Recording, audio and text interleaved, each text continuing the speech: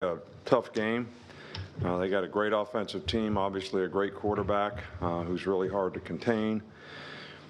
But I think our offense did a fantastic job in this game. I'm so proud of our team. It's a great team win, but our offense controlled the tempo of the game, especially in the second half. I think that was the difference in the game, having over 500 yards of offense, but the key to it was being 11 of 14 on third down and being able to keep the ball, which kept it away from them, which was a real key. But this is probably as close to a complete game, even though, you can say, wow, they had some really good plays. Yeah, they did. They got some really good players. But our guys fought. They competed. I'm really proud of them.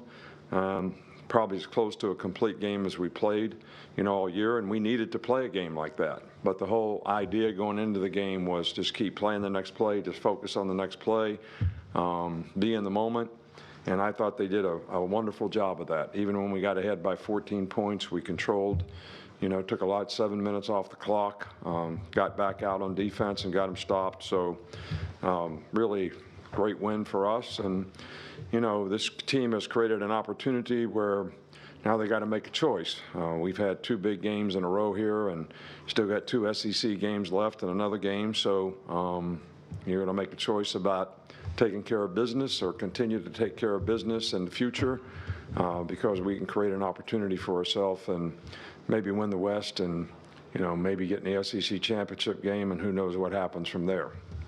Start with Nick Kelly. Yeah, 279 yards on the ground, 6 rushing touchdowns. What worked so well in the rushing game tonight? Well, the offensive line did a fantastic job. They got really good movement. The backs really pressed the holes and did a really good job. I think we had a really good plan to run the ball and get the ball in the perimeter some with Jalen, some with some other guys.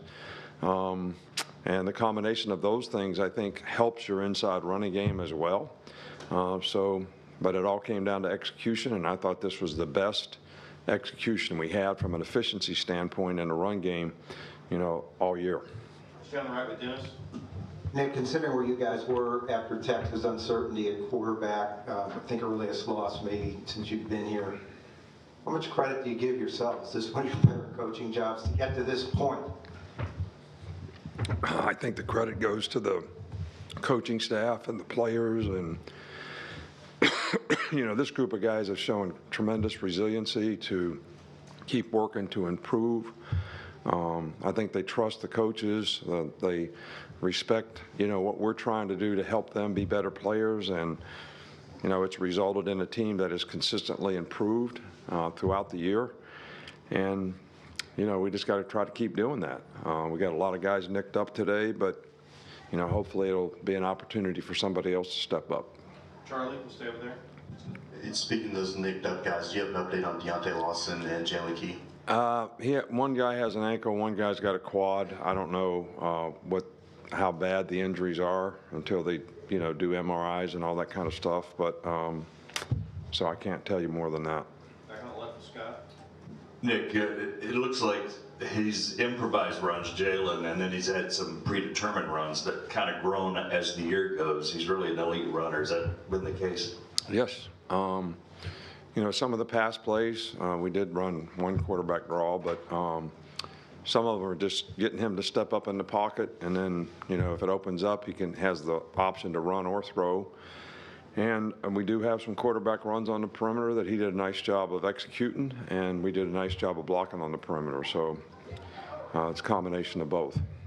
But I think the fact that we do that, just like if you look at it from the other perspective, because their quarterback's such a good runner on the perimeter, we're playing stuff to try to make sure we got enough guys to take care of him.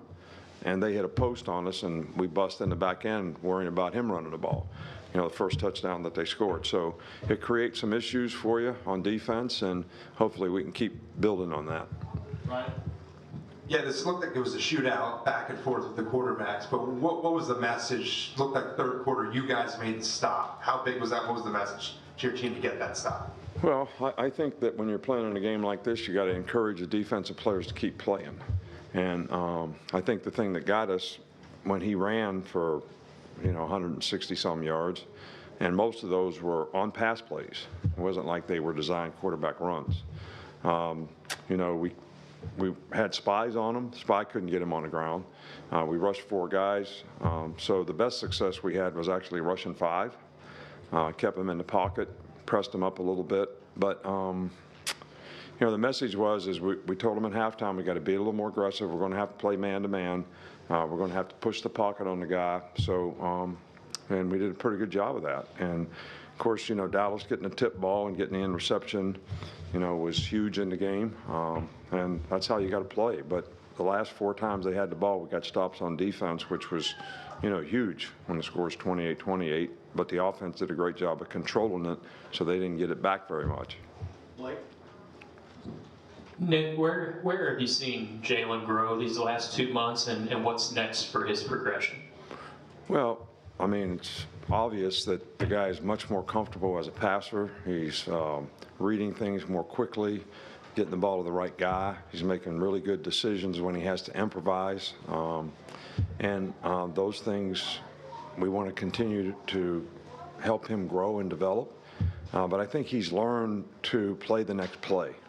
You know, I think that, you know, early in the year, he would get frustrated if he made a bad throw or whatever. And, you know, now he's learning to play the next play. You know, and that's what I told the players, you know, before we played the game. I said, you got to keep playing the next play. You got to be in the moment, because the next play may be the play that is the difference in the game when you play games like this. So you can't worry about what happened on the last play, whether it was good or bad or whatever. And, you know, he's bought into that, and I think that's helped him be more consistent. Johnny, the back? Hey, Coach, they got the double score end of half, and then they started the third quarter. They ended up scoring. The resiliency of your defense to have the mental toughness to overcome that and then get those 4 final stops to finish the game. What does that speak about the leadership in that group? Well, I think that the defensive players did a great job of responding after those 2 drives, which we didn't play very well in. But if we'd have just tackled the guy, we missed the tackle, you know, with 12, 13 seconds to go, the clock probably would have ran out. Or maybe they could have kicked a field goal. I don't know. But, you know, guy goes for the strip on the guy and misses a tackle, and the guy runs for a touchdown. So those are all things that we can learn from. But I think that our team has showed tremendous resiliency all year long. And they've always been able to make plays in the critical time of the game when they need to make them and get stops at A&M. Played really good in the second half against Ole Miss.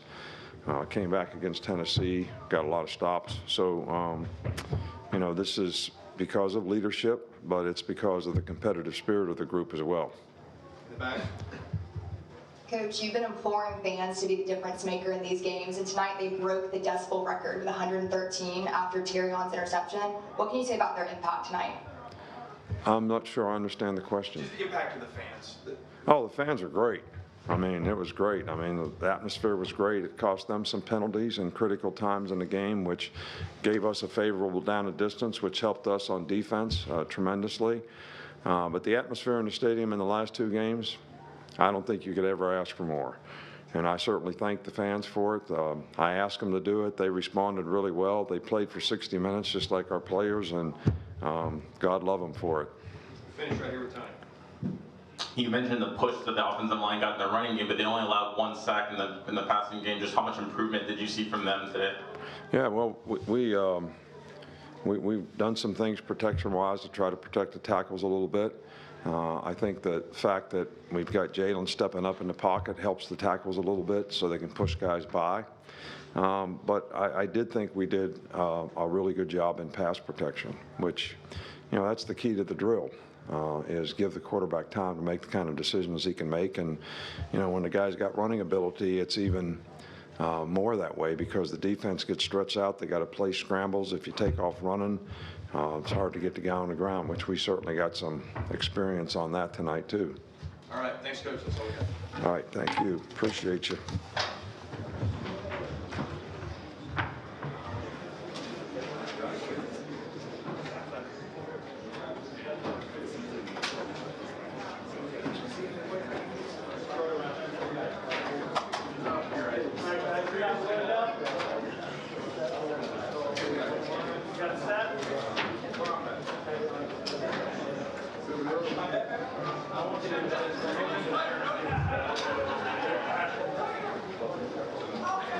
That's it.